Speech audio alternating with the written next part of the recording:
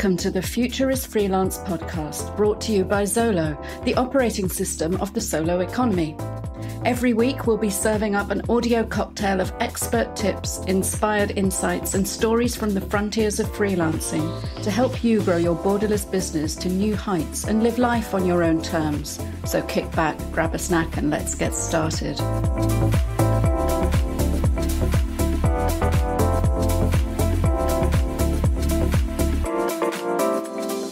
Here on The Future Is Freelance, we like to shift perspectives around a bit.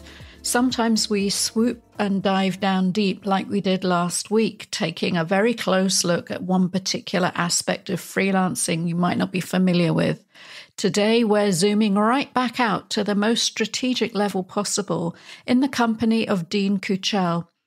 Dean is the OG digital nomad, the king of nomads, he's been called before, having traveled all over the world for years, and there could be no better person with whom to discuss the crucial aspect of digital nomad privilege. Dean's latest project is United Nomads, which is an attempt to try and reset that moral compass and provide some orientation and guidance for those of us who are really among the most privileged people in the world.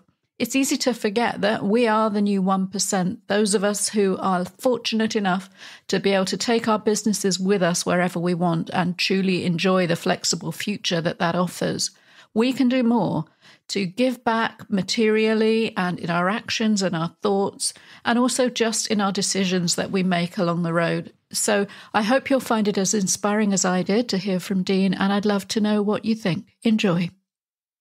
Welcome, Dean. It's great to have you with us at The Future Is Freelance. Thanks for joining us. Thank you, Maya. The future is indeed freelance entrepreneurship, and I think the future is here.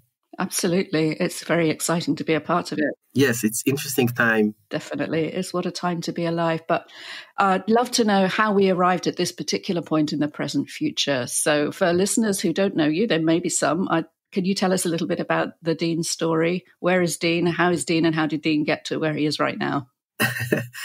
So Dean Kuchel and Where is Dean, which used to be my old nickname online, which is now I just go by Dean Kuchel. Where is Dean currently is in Bali, Indonesia, a place that I've been serving as home for me for the last 2.5 years. That's my base. But really my story started, I think, many years ago. I was doing tech jobs, and at some point I came across the opportunity to work remote. I didn't know what I'm doing. I didn't know there is a name to it. Me stepping out of the office was just a technical thing for a few months, and few months turned into 9 years of world travel, more than 100 countries that I visited and explored so far, and most importantly, thousands and maybe more of people that I got in touch with, the community that I connected with. And I think in the end, this is why I'm here, sitting in your studio, talking to you, and exchanging these ideas and helping each other to push boundaries and expanding our horizons and stepping out of the box or expanding our box. I don't know how to call it. But I've been very, very active in the digital nomad community in the last 5-6 years. I founded and I lead my own community. It's called Digital Nomads Israel. It's geared toward Israeli, and it's more than 40,000 members now. Incredibly engaged, connected. I meet members anywhere I go in the world right now, and it's beautiful to see how platforms like Facebook and Discord and others allowed us not only to connect, but to really help each other to grow, if it's on a personal way or in a business side of things. And this is what I do. I build communities, I join communities, I help to lead by example. And there are many other things that I'm like doing on the side. I'm working on a retreat in Goa, India. I do one-on-one mentorship. I'm a consultant. I work with governments. I work with businesses. What else I do? I built a house in Bali. Excellent. That's exciting for me now. And there's United Nomads that we'll probably talk about today. Oh, yeah. It's something that I'm very proud of, and it's very early steps. So anything and everything that is remote work, entrepreneurship, and helping people to make their best life, whatever it looks for each other and each person. That's what I'm in for. Fantastic. Well, it sounds like you've got a great deal of things going on. So we're starting with the Nomad community in Israel. Was that your first big project? Because to get that to 40,000 community, that's pretty impressive. How many years has that been going? It's been going for 5, and thank you, because it is impressive. But I sometimes I feel like a little bit of an imposter syndrome, because Digital Nomad Israel didn't start as a project. It started as a personal need. I wanted to meet more people who work remote. I knew 8 more people, so I hit this button on Facebook, says create group.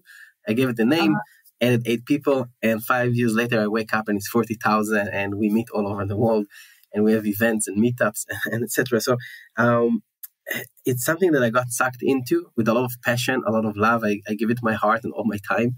But at the beginning, it was not a project. It was like, hey, let me just group us together.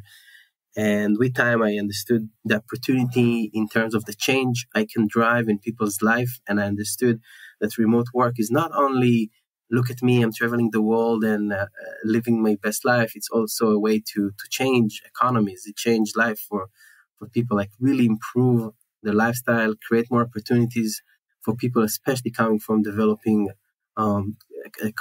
countries or underdeveloped countries. And I got serious about it. It's like, okay, this platform with 10,000 and 20, 30, 40,000 people can really make a difference. And I started to pour more knowledge and information into it and build solutions. I just launched credit card for nomads, a SIM card for nomads I'm working on. We have masterminds where we help people with all struggles and questions around the nomadic lifestyle and remote work. And remote work is often a different word for me for like starting a business, starting a business that you can do from anywhere and be location independent. So it's a project, but I want to say it really happened to me. And more than I. But you're very self-deprecating because you clearly managed I'm handling it. Yeah. You are. It's happening to you. I feel, well, I'm like 4 years behind you with the remote work Spain community, which started in the same way of let's have a group and let's see who else is out there. And then you suddenly realize there's all these people. So I'm inspired by what you've managed to do. Even products then, like a credit card and SIM card and things. Insurance for nomads, everything. Yeah, that's why I say like it's this thing navigates me sometimes more than I navigate it. I know where I want to go with it, but when I go places, and this touches a little bit what United Nomads is about. It's not about, hey, I'll give you my help the way I know how to help. It's more like, what do you need? Yes, and oftentimes people don't know what they need. They know where they want to get. So. But I listen to this community. I see the needs. Now we have a lot of families, so the needs are completely different. So I'm trying to go out and find a solution, bring the right people. It could be just an example from recent times. We started to talk about loneliness and depression, and I realized, okay, we as nomads and sole entrepreneurs, there's so much pressure on us sometimes, and there's no one. We might not have the right circle of friends to talk about and vent out. So this is now we're talking about it, which is, you can claim it's unrelated, but it actually affects a lot of people. So I'm a facilitator. I'm a leader. I don't know. I'm just one of them. Yep. Well, it's when you deeply understand that community and its needs, you can serve them clearly on lots of different levels. And you've obviously scaled it well beyond Israel, particularly with the launch of United Nomads. So I think maybe the concept of a UN was something that was in need of refreshing for the digital and remote work age. You've claimed it, renamed it, and launched United Nomads. So tell us all about that, what it means to individual listeners who might be wondering how they can get involved and do a bit more. Thank you. And thank you really for setting the stage for me to speak about it. United Nomads is a baby, and it's a 9 months baby now. And I think it's really time for it to come out of the womb and to the world and take a fresh breath by itself, because it's something that really I've been sitting in the back of my head, and I still in the process of understanding and figure out what United Nomad is. I see it right now as a moral compass for us digital nomads and location independent people. And as I was traveling the world, I've seen a lot of good. It really changed a lot of ideas I had in my mind, things that I thought are facts, but turned to be just an opinion. If it's politics, if it's culture, if it's religion, and I became much more aware of what's going on around me and challenged everything that I believed in before. And this realization that we as nomads, we go me as a nomad and we as nomads, we go places. No one tell us how to travel, how to engage with locals, how to play to their own culture, the different rules in every country, and how to engage with local communities. And this is what I want United Nomads to be: a moral compass. We go places, treat the local nicely. Don't take advantage of me coming with thousands of dollars into a place where the GDP, the average income is $200. We go beautiful places. We want to take photos. We want to climb on the roof of the temple. We want to hang out of the local shack. And I've seen it. It's not everyone, but I want to set this for people. It's like we have an amazing opportunity. We are incredibly privileged, and I hope every person understands it to have this freedom that is for 1% of the world. I think the recent stats said that there are 35 million nomads around the world at the moment. So such a drop in the sea. And on the other hand, yes, we're not that many, but we have the opportunity to do a great impact and a positive impact the places we go. If it means Skillshare, it means helping them with what they need. All right. I don't think every traveler need to volunteer in an orphanage or go paint houses, but sometimes by not doing, it's also doing, right? There's this beautiful saying that leave footprints behind. That's it. Like, don't leave your garbage and trash and ideas. So this is what I want to be. And most people, I say, travel nicely, but I just want to still get people together. And the next step, we'll see how can we be proactive. There's, don't do, but also the do's. Where can we contribute? Bali has a huge plastic pollution issue. And it's a lot about education and also the system to deal with plastic. They don't have enough bins to collect plastic. They don't have places to recycle them. So there are beautiful programs here that help them to learn how to deal with it. So that's where I want United Nomads to connect nomads and local communities. And also through education, because the opportunities that are open for me and you and many of the listeners today through internet and platforms like Fiverr, TopTel, and others to get jobs. These are no longer just for the privileged wild male that I am. It's now also for people from Africa, from India, from Far East Asia, everywhere. And I want us to be the bridge and create those opportunities for them and live our best life, but not at the expense of others, and help others to improve their life, not at the expense of others. And this is where United Nomads sit. It's a big idea, and it's like still a ball of spaghetti in my head, but I know it's a do good movement, and that's where I want it to be. Fantastic. Well, yeah, it sounds like there are probably hundreds of strands in this bowl of spaghetti that we could pull out in different directions. And I think the aims are clearly extremely noble, but for some people traveling maybe for the first time or don't have 9 years of experience, it might be somewhat intangible that they realize the places they're going to, there's a huge difference in terms of privilege and income between them and the person serving them coffee in the beautiful co-working cafe. What can people do as a first instance if they want to make a difference? Obviously, they've got to join United Nomads. We'll put all the links for your socials into the show notes here. But in terms of if I'm sitting there now and looking around me and suddenly becoming slightly more aware of my privilege in new ways in a new environment, what would your first step be? So as I mentioned, it's first, I think, is the don't, right? Don't do. Like, yes, you're temporary here, and sometimes like, I throw the trash because it's not my street. So I just put the trash on the street. So, it's the basic things of how we behave. You might go to India and you'll see there is a lot of trash outside. So let's not be part of the problem, even if it's already there. They do it, so I'll do the same. Like, we know how have ways and we can improve it. it can be, you go places where the differences between what we earn and what they earn is huge. So for me, and I'm not saying it's for everyone, but I don't haggle too much in markets. Right. If they sell me a wristband or a jewelry for $2 and I'm trying to get the mark down to $150, honestly, I feel bad. And I know people make different money in different phases of their life, but especially us as entrepreneurs, as much as we want someone to appreciate our work and our time and pay us what we ask, I'm trying to play fair with all those people that I get in touch. I go to coffee shops. Yes, the coffee costs not even $1 sometimes. Take the dollar. Give them the dollar. You can keep the change, and here's a tip for you. And 50 cents for us looks like a joke, but for those people, can make a big difference in their life. Yeah. School or no school for the kids, right?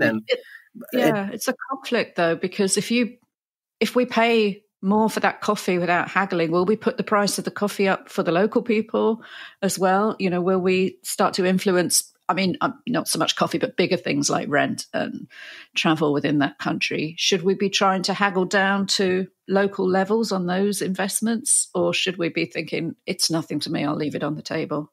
Excellent. No, so of course it needs to be fair price, right? It doesn't need to be outrageous expensive. I'm now in Bali.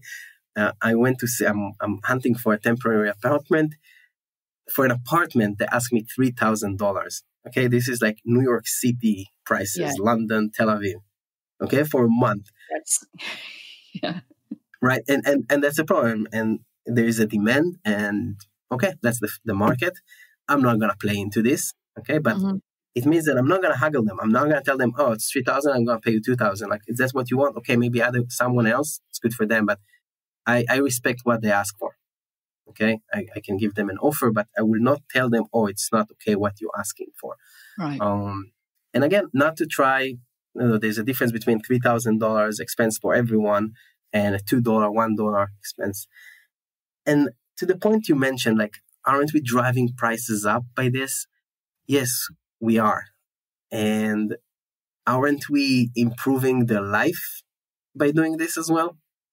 Also, maybe, right? So, yes, there is a give and take, and we need to understand that if we want to enjoy cheap living and cheap travel all over the place, it is at the expense of someone in this chain.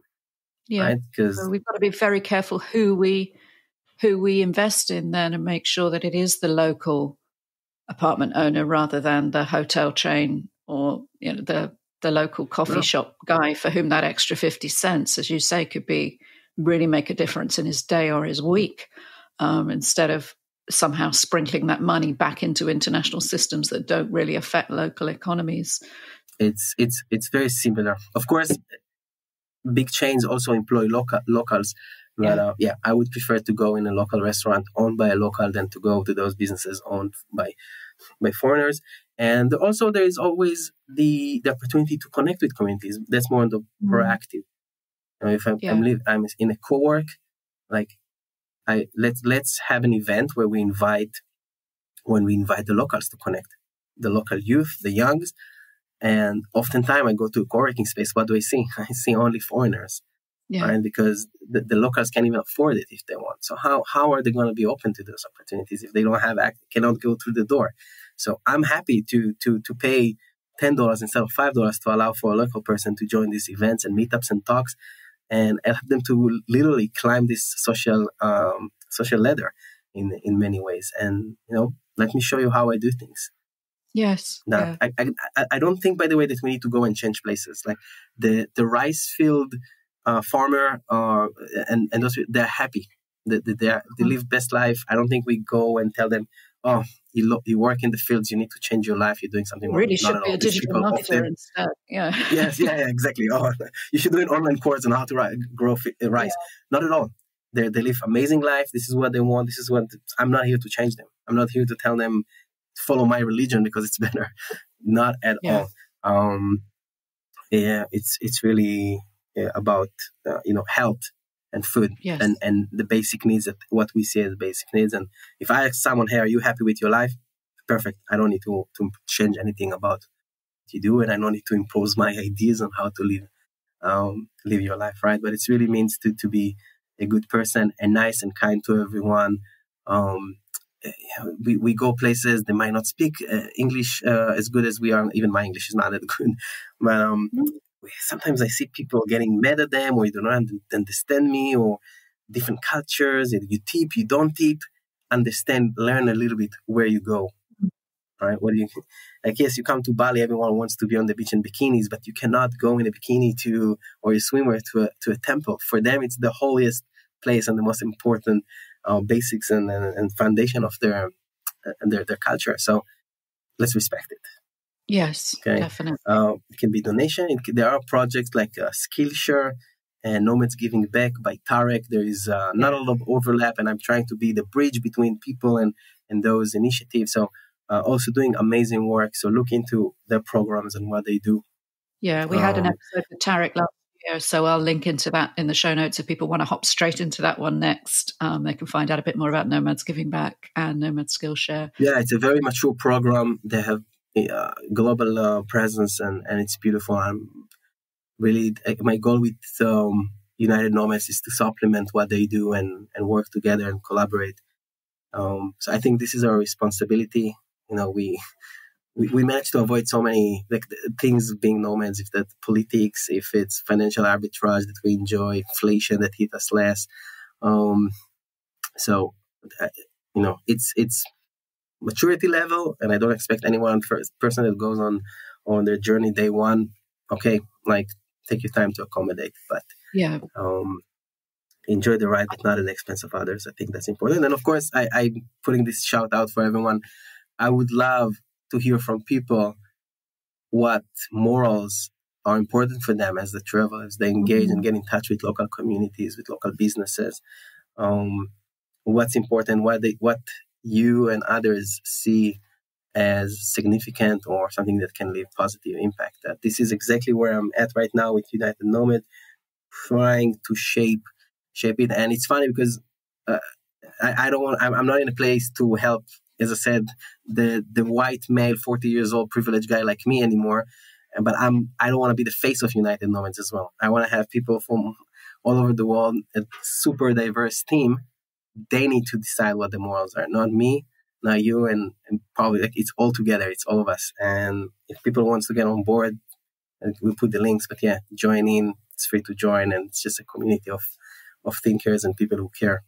So at the moment, it's kind of at that thinking stage then of trying to work out what this network should be and should offer.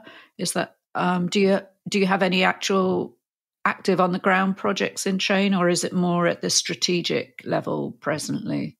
I personally I'm involved in different projects. So I'm involved in few projects, but it's not really connected to United Nomads yet. But that's the next thing, and that's what I'm trying to build this year.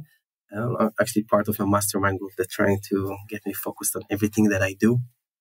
But that's also what I would love to, outcome of this conversation, for example, to have people to ping me on LinkedIn on somewhere. I want to join. I want to help lead this. I want to be the think tank that set up those ideas and spread the word. Because again, it's a do good movement. So yeah, it's this. Right now is to join and follow and to build awareness, and then we will have to start with. I need people on board with this mission and with this idea of do good as we travel and move around, to also be able to go into governments and communities and say, hey, I have this group of people behind me. We come to work here, we come to enjoy your island, your country, your city, your culture, but we want to also do good. Yeah. We want to see how we make it sustainable for everyone. And so the more people I have support this initiative, the more I think backwind I have to do this and make the change. That's brilliant. And to notice those opportunities around you to make that difference. Sometimes they're right under your nose and you don't realize it. I mean, my base is in Spain, and you can say that's a pretty privileged country, but we still have some of the orange crop going unpicked on the trees because it's not economical for the farmers to harvest it now. And then at the same time, you have Moroccan oranges in the supermarket. and this crop is going to waste. So even if people come along and pick that for themselves or deliver it to the children's homes, to the hospitals, to wherever it can be used, that's something that nomads could get involved with just on a local cooperative level to stop waste. We also have a huge plastic problem in Europe.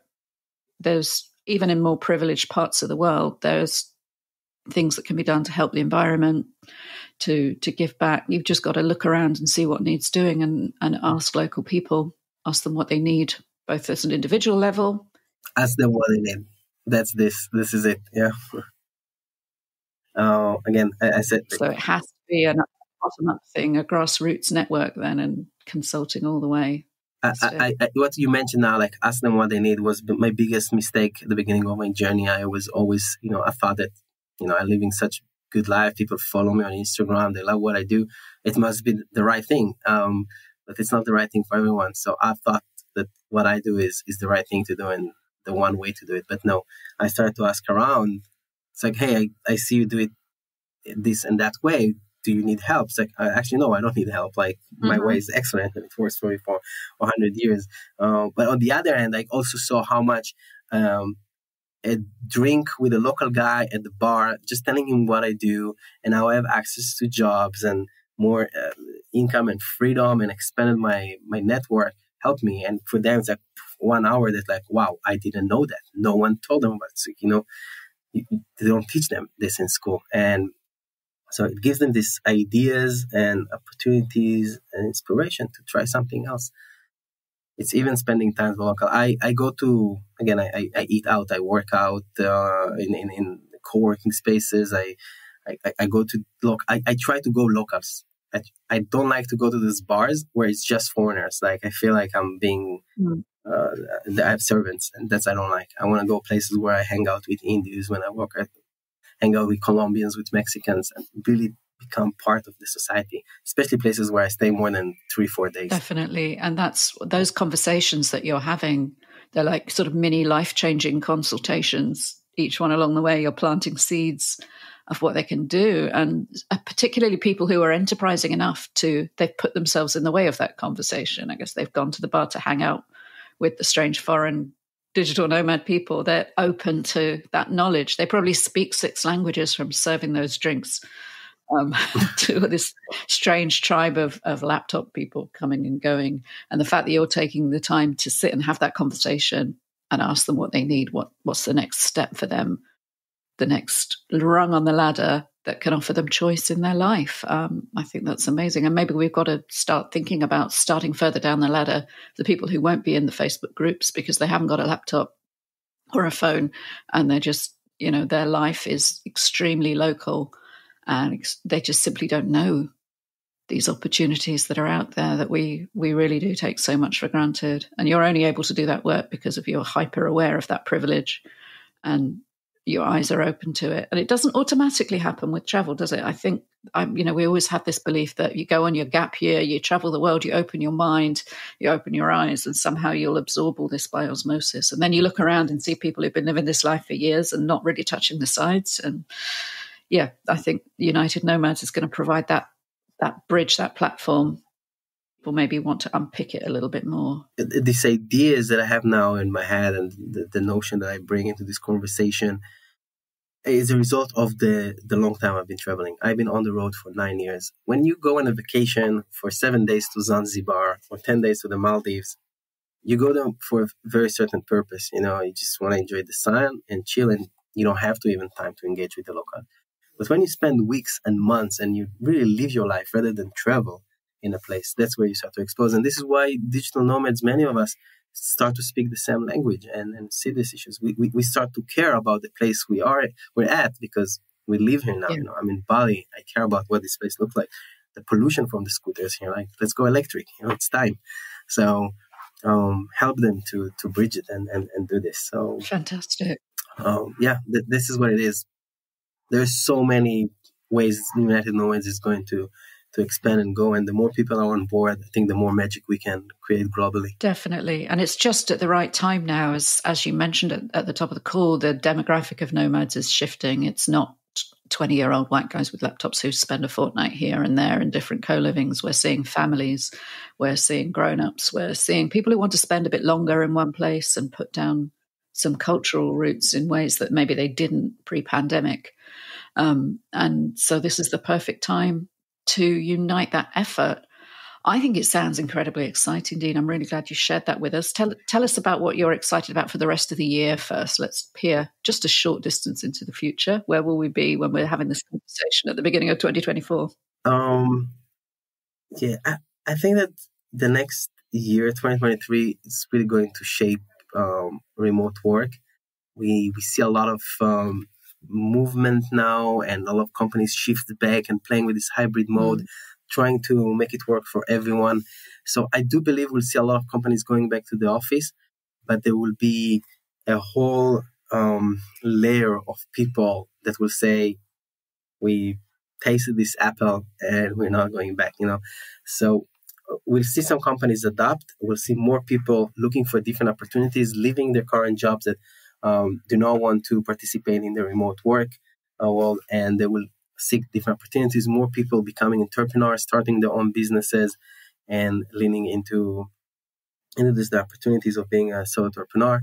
So that's one thing very interesting, and I'm very curious. I don't know what it's going to shape like, and it depends in many ways on the economy, the global economy. But at the end of 2023, I think this puzzle of who's working remote, who's allowing hybrid mode, and who's strictly in the office will become clear. And I also think that the next year or two will be a breakthrough for Africa. We don't see a lot of nomads go there at the moment. It's always been the Eastern Europe or South Africa, Asia, playing in this field and gaining a lot of tourism. And we have more than 45 countries now with digital nomad visas.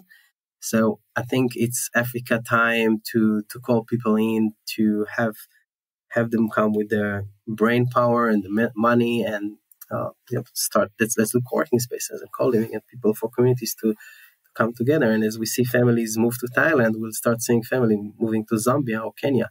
And this is something I'm really excited about. It will happen slowly, this shift. Yeah, definitely. Africa's so exciting. See big opportunities, because I know a lot of people from Africa that already, from all over the continent, from Zambia, Zimbabwe, and Kenya, and Nigeria, and Ethiopia, that started small online businesses. And just think about what it means for someone from Nigeria to make extra $500 online from translating documents and doing some other works. It's incredible. So that's what I want to see. And also, the hype of remote work will go down one notch. Or I would say not remote work. You know what? I take it back. The hype of work and travel will go down one notch. And all this wave of people who joined this movement during COVID, they will get tired of moving around all the time, like this excitement that you have at the beginning, which I still share 9 years later. But you get tired. Moving fast and moving places every other week or month, it's tiring. So we will finally see real use to the digital nomad visas. Even Portugal, Croatia, and others only seen a few hundreds of applicants applying for these visas. I think that by the end of this year, people say, okay, we found our place. We saw 20 countries in the last 2 years, and we decide to park ourselves now in Montenegro or in Croatia or in Zambia. And with the digital nomad visas, they have the platform to do so. Very, very interesting. We'll see new communities forming. So that's how I see it in terms of like the global market. But personally, I'm excited for the community to grow, for United Nomads, of course, and Digital Nomads Israel. There's a lot of activities going on there. After 9 years of travel, I'm building a house and probably will turn into a home. So it's really, really big project for me. Everybody's surprised that Dean is planting roots somewhere. Sometimes you need worried for me even. I understand. Yes. Traveling, you'll just have somewhere to come home to, and it won't change anything. To leave my 2 extra shirts, to leave them somewhere. And also a personal shift that I made in the past 7-8 months. going from quantity to quality. I'm Mr. Community and really been a connector ever since. And I have a network of probably more than 100,000 people in my life today. But it comes with a price. And those connections that really, really important for me, if it's even family and very close friends, has diluted over time because I just didn't have the capacity, the mental capacity to care for those. And I now try to find this small circle of people that I want to go more in depth and become close friends and have this intimacy that I had before, but now I don't have anymore with many of my friends. So it was a huge, beautiful phase for me, but now I'm really on the quality of the people that I have around me and have a smaller group of friends and network. And yeah, I'm excited for this. It changes how I operate and also how I feel. Yeah. No, that sounds like it's going to be an amazing year for Dean and for the world and the global remote community. The Africa story, I agree, is going to be huge. And Estonian e-residency opened 2 new collection points in Africa last year. I mean, it's still only 2 in the whole continent, so it's not exactly easy for most of Africa to get to. I think it's Johannesburg and Cairo. There's a whole lot more of the country that needs to be served, but of the continent. But when you compare the saturation as it is in Europe or Asia, it's a start, and it's encouraging that really young community, which is so entrepreneurial and so creative and so good at repurposing technology and solutions. I think I agree it's going to be really exciting, and you'll be able to get there from your home base in Bali. So it's all going to happen. That's really I'm also trying to travel a little bit less to be more worried to sustainable, because I've been really traveling too much. So it's going to be interesting and fantastic. And that's what I love about this journey. I know what January looked like. I know a little bit what next week might look like, but how I'm going to come out at the end of this year as a person, as a community, and as a movement, I don't know. And I love this adventure. I don't want to know what it's going to look like in 12 months from now. Whatever it brings, I'm super welcome. We welcome it with a lot of love. So fantastic. It's part of the mindset that I've developed over time. Definitely. You're open to whatever the world brings you, but you're shaping intentionally what you want to do with it. And yeah, I think that's an amazing combination and a great upbeat moment for us to wrap up. For anybody who's listening and maybe connecting with these ideas for the first time, we're going to put Dean's social links, LinkedIn and United Nomads. What's if people are going to take one action, what's the best way to get in touch with you right now and to follow all this up? I would say join United Nomads and come help me to shape this movement. I don't want to change the world myself. I don't think I can change the world myself. So this is a call out for everyone who wants to be a positive impact to join forces, and let's do something together. Help me to get this off the ground. And yeah, that's what I want to see. I don't need the likes on Instagram. I don't need the follow on Facebook. Let's make United Nomads something really, really meaningful for all of us. Brilliant. Well, it'll all be in the show notes, but if you're traveling just on audio, United Nomads, just hit up Google, you'll find Dean, you'll find the ways to get involved, and we'll see you there. So that's really optimistic and exciting for the future. Dean, thanks ever so much for joining us on The Future Is Freelance. This has been a really inspiring conversation. Maya, thank you very much for hosting me and allow me to speak with your audience. And yeah, I'll see you next time on the show or somewhere around the world.